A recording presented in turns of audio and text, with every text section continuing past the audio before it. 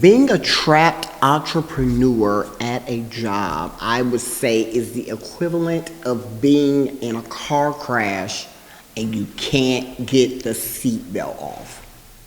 So let's just think about that for a second.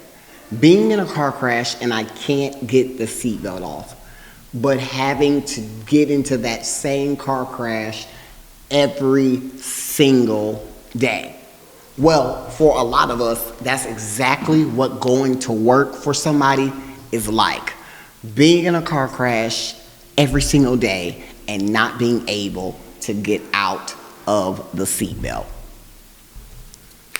Welcome everyone to the What I Know Now podcast. I'm Chris, your host of the What I Know Now podcast, and I'm here to share with you what I know now, because 9 times out of 10, I've been there. So in this episode of The Trapped Entrepreneur, we're going to be talking about how to survive, thrive, and last at a job that you know isn't your final stop. Really, one of the ways that I knew this job wasn't my final stop was when I started correcting management in their meetings and really telling them how meetings should be ran. And then after I specifically corrected one of them in one of their meetings, I got walked out, but that's why I'm here now. So if you're ready to figure out how can I survive, thrive, and make it at a job that I know is not going to be my final stop, we're going to get into it in this episode of What I Know Now. So when I'm conversating with people, one of the main things that I like to tell them is just because your name isn't on the business license doesn't mean that you're not already a CEO. Because you have to wear the uniform you hate and you aren't the person necessarily signing the checks doesn't mean that your vision isn't eternal. But we have to figure out, how do we stay locked into the vision while dealing with our everyday perspective of what's in front of us. So the first thing that I really want to get clear to you is you are not crazy. You are meant for more. You should be doing more. Just because you aren't doing it right now doesn't mean that it won't be something that you won't be doing in the future. Takeaway number 1, you're still chosen, you're just trapped.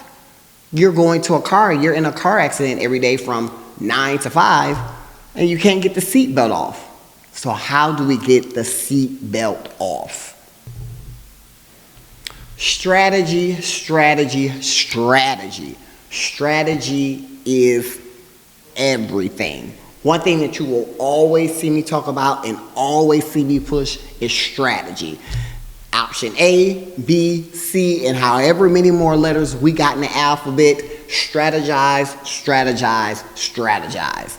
So the thing is, when you shift your mindset from I'm here all the time and this is it to this is something just temporary, you shift from suffering over to strategy. You go from being stuck to stacking, and then you finally realize that this job isn't just something that's paying your bills, but it is now your investor. One thing that I started to do with all of my jobs was I started taking a small percentage out of each check that I had and pushing that money, not in a savings account, not putting it up, not putting it in 20 different envelopes, trying to raise $10,000 for 3 months, but I immediately started investing that money into something that could give me a return on that money. Strategy. So, in essence, if you're a person that wants to start a cookie shop, then maybe you're somebody that will start baking cookies and selling them for $1 and putting them in pretty paper bags. You have to learn how, as a person that is working at a job, to take what you have currently to get what you want to see in your vision. One of the things when you start switching over, people notice that your mindset changes. So, for example, if you are the person that likes to bake and you start selling cookies or offering your services to people that maybe you are a seamstress and you tailor, or maybe now you design, they start asking you the question, when are you going to quit? But the matter of the fact is you've already quit spiritually. I just keep showing up for the check. Identity, identity, identity. Identity comes first before anything. How do you see yourself? Just because you use your fingerprint to clock in, you swipe in, use a number, punch in, however you to let them know that you were there for that job, does not affect your identity. Entrepreneur isn't a job title, it's a mindset. How you think about your problems, time, and energy is all about training you of how you're going to handle things when you are the main person making decisions at any business that you're building. Start identifying what the future you would do. I always say to myself, what would the future me do? Or the future me will thank me once I do this. Once you start doing things that the future you would do, you start manifesting that future self in. If you continue to do the same thing you've always done, you're going to continue to get the same thing that you've always got.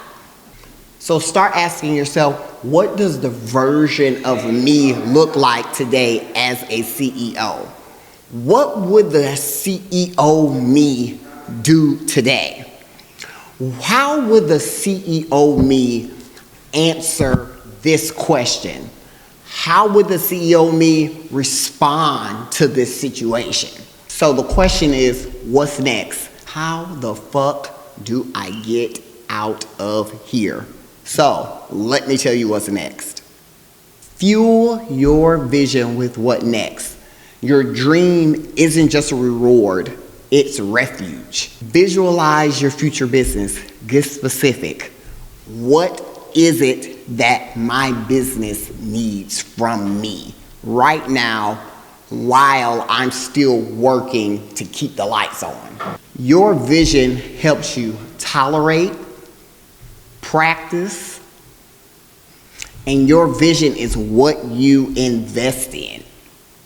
Let every decision that you have, let that guide you throughout the day. So, as I mentioned in the beginning of this episode, working for someone else when you are an entrepreneur is literally like getting into a car wreck between 9 to 5 over and over and over again, and you can't get the seatbelt off. But I can guarantee you, and telling you what I know now, if you follow everything that I just gave you, you'll be able to unlatch the seatbelt. Thank you everybody for joining me on What I Know Now, because 9 times out of 10, I've already been there. And until next time, we'll both meet at the top.